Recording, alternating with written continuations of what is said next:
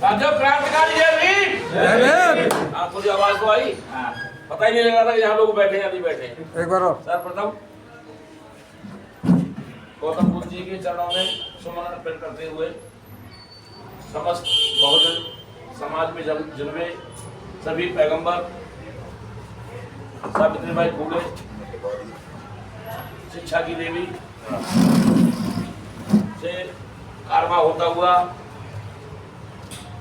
मानवर काशीराम जी को आगे खिंचा। कांग्रेस ने अपने दाव पेशों से बाबा साहब डॉक्टर भीमराव अंबेडकर के नाम को जमीन में दफन कर दिया था। कोई नाम नहीं लेता था उनका। काशीराम जी पंजाब के रोपड़ जिले से थे। कॉन्वेंट स्कूल से थ्रू आउट इंग्लिश में पढ़ाई करने के बाद एक सरकारी संस्थान विज्ञान का जिसमें क्लास 1 ऑफिसर थे। उनके पास दीना भाना वाल्मीकि जी चपरासी की नौकरी किया करते थे। तो जैसे 14 अप्रैल आ रहा है उसी तरीके से 14 अप्रैल की का समय आने वाला था, तो उन्होंने एक एप्लीकेशन दी छुट्टी के लिए कि मुझे बाबा साहब की जयंती है और मुझे 14 अप्रैल की छुट्टी चाहिए। उनको 14 अप्रैल की छुट्टी नहीं दी गई। तो उन्होंने सोचा कि मैं मानवर काशीराम जी से जाके मिलूं। भाई आईएएस अफसर हैं, रजिस्ट्रेट ऑफिसर हैं, शायद मेरी बात को सुन लें, वो मुझे छुट्टी दिलवा दें। जब उन्होंने काशीराम जी से बात की तो काशीराम जी ने कहा कि कौन अम्बेडकर? माने इंग्लिश स्कूल से पढ़ने का जो मेथड है वो ऐसा है कि इसमें सिर्फ ब्राह्मणवादी आपको पढ़ने के लिए मिलेगा, आपके पैगंबर, आपके महापुरुष किसी का नाम नहीं मिलेगा। ये कौन अम्बेडकर? चलो जी, उन्हें छुट्टी नहीं मिली, लेकिन उन्होंने अपनी जयंती का प्रोग्राम किया, एक दिन की हाजिरी भी कटवाई। उन्होंने एक किताब ला करके और मानवर काशीराम जी को दी, जातियों का समूह। वो किताब काशीराम जी ने इतनी बार पढ़ी, पता नहीं, एक बार पढ़ी, 2 बार पढ़ी, 10 बार पढ़ी, 20 बार पढ़ी, 50 बार पढ़ी, लेकिन जब तक वो उस किताब से संतुष्ट नहीं हुए तब तक वो किताब को पढ़ते रहे। और जब वो किताब से संतुष्ट हो गए तो उन्होंने 1 मिनट में आईएएस अफसर की नौकरी को लात मार के और साइकिल लास्ट में बाबा साहब का बयान था उसमें आगरा में 1956 में कि मुझे पढ़े लिखे लोगों ने धोखा दिया, अब मैं अपना ये कारवा लेकर के और देहात के लिए रवाना होऊंगा। तो मान्यवर काशीराम जी ने देहात का चैप्टर चुना, पहले DS4 बनाई, इसका नाम था दलित शोषित समाज संघर्ष समिति। उस पर कामयाब होने के बाद फिर उन्होंने पढ़े लिखों का संगठन बनाया एक बाम से। शायद हमारे बीच में इतने लोग बैठे हैं, हो सकता है 1-2 व्यक्ति को नाम पता होगा बाम से होगा, शायद पूरे किसी को नहीं पता होगा। बैकवर्ड SC/ST फेडरेशन नाम है इसका पूरा। उसका गठन करने के बाद जब उन्हें दिखा कि कहीं से थोड़ा पैसा भी आने लगा और समाज इकट्ठा होने लगा, तो उन्होंने 84 में बहुजन समाज पार्टी का गठन किया। साथियों एक चीज और, 1984 से पहले OBC SC के लोग तो पहुंचते थे विधानसभा लोकसभा, क्योंकि रिजर्वेशन था उसमें, OBC का रिजर्वेशन नहीं था। तो SC की 78 जातियां ऐसी थी जिन्होंने कभी विधानसभा या लोकसभा का मुंह नहीं देखा। 84 के बाद में OBC के 3 विधायक बहुजन समाज पार्टी से जीत करके और विधानसभा पहुंचे। इसमें शायद एक तो हमारे ऐसे कैंडिडेट थे सुखलाल कुशवाहा जी, जिन्होंने 2 मुख्यमंत्री को हराया, 2, एक अर्जुन सिंह, एक वीरेंद्र कुमार सकलेचा, एक कांग्रेस के थे और एक बीजेपी के थे। साथियों जब तक आप एकत्रित नहीं होंगे, एकत्रित होकर जागरूकता पैदा नहीं करेंगे एक दूसरे के अंदर, तो इकट्ठा होना नामुमकिन होगा। ये हमारा भारत बौद्ध का भारत है। महान सम्राट अशोक जी ने अपनी कूटनीति से, अपने दिमाग से और अखंड भारत का निर्माण किया। जो भारत आज 18 टुकड़ों में बटा हुआ है, आज हमारे देश के 18 टुकड़े हैं पूरे।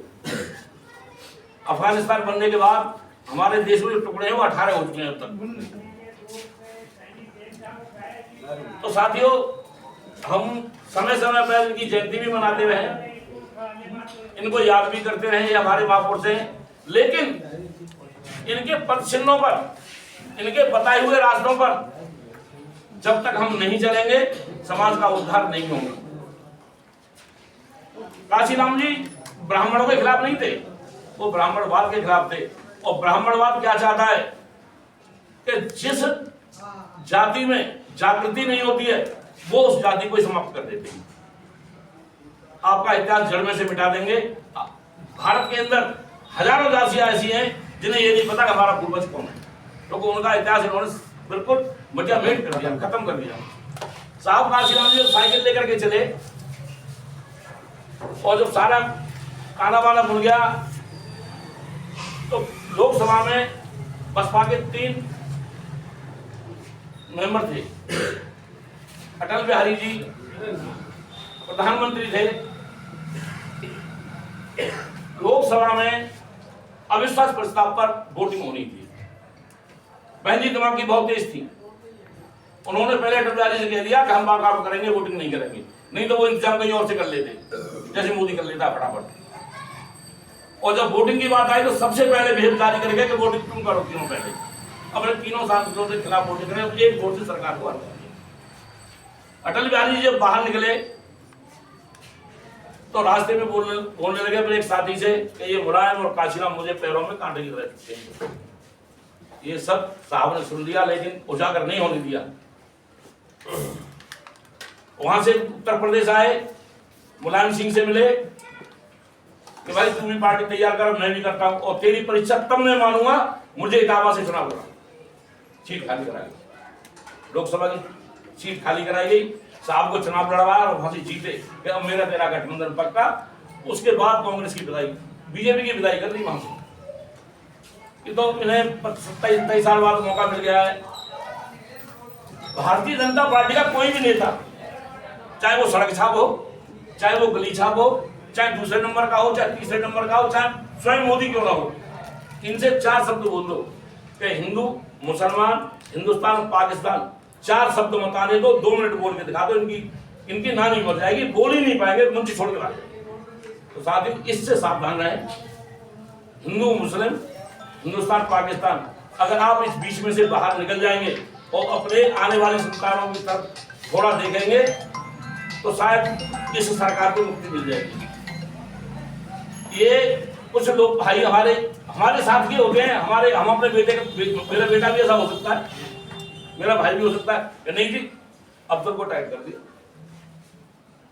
लेकिन ये नहीं देख रहे अब्दुल तो टाइट हो गया, अमर सिंह की चूड़ी भी ढीली हो गई। अब्दुल जब टाइट हुआ तो हुआ है, लेकिन अमर सिंह की चूड़ी भी ढीली हो गई है। 15% मुसलमानों को परेशान करने के चक्कर में, वोट बैंक बढ़ाने के चक्कर में तुम्हारा 80% SC ST OBC का नुकसान है। घर में बैठ के और ठंडे दिमाग से सोच रहा है कि हम क्या कर रहे हैं। और मोदी जी तो परीक्षा तुम्हारी ले चुके। कोरोना काल में उसने देखा कि भाई एक दाना फेंक के देखता हूँ, देखो अभी अंधभक्त कितने बचे हैं, उसे थाली भिजवा दी। जब आपके बुजुर्ग ये कहते हैं कि घर में थाली बर्तन बजे तो सत्यानाश की निशानी होती है, वो भी लोगों ने गौर नहीं करा।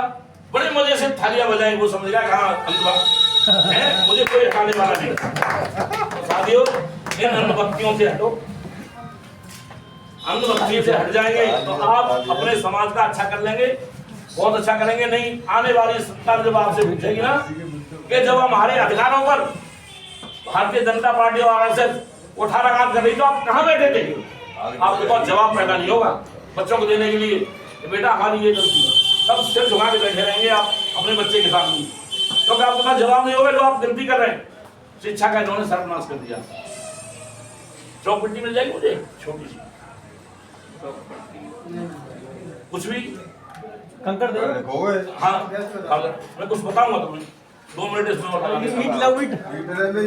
हाँ ये लो दीवार पीट से अगर बच्चे घर हो तो बच्चे के पास मिल जाएगा। देखो साथियों, हमारे देश की जो स्थिति है, चाहे वो सामाजिक हो, चाहे आर्थिक हो या राजनीतिक हो,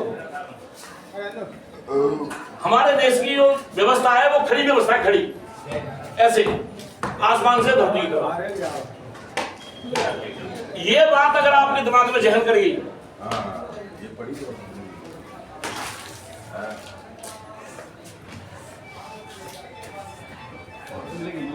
यहां आता है ब्राह्मण, चाहे सामाजिक स्थिति हो, चाहे आर्थिक स्थिति हो, चाहे राजनीतिक हो।